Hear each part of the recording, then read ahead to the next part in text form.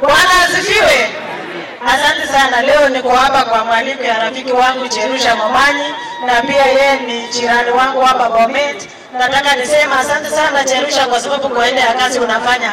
Kwa sababu ya mvua na muda nasema nawatakia kila laheri. Mungu awabariki sana, tuazidi kuongea siku. Wewe acha kufinya macho. Naona mwenye anauliza namba hapo. Wewe.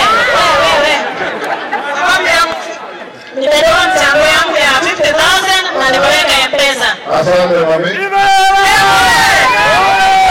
Heshima ya wageni na mvua kuyamole.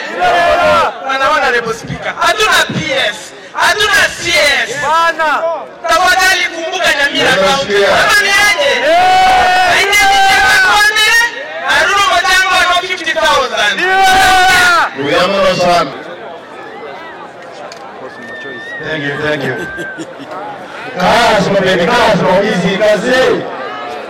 Sababu ya mvua sitaongea sababu naona Mama Cherusha mwenyewe amesindikiza hizo pesa na shilingi 200.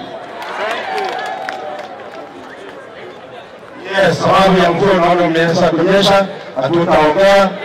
Nimekuja tu kusindikiza mama na Buki na Honorable Isoni. Nimetafuta kitu cha ubunge Embakasi. Embakasi hatukuja mapema alipotoa ndani. Kazi hizi kazi. Haya kazi kitu tunatoka leo. Haya amrudi dismissed. Ndani. Tunaongea sana katika sababu ya mvua. Asante, endelea kuna mambo kusindikiza wale kwa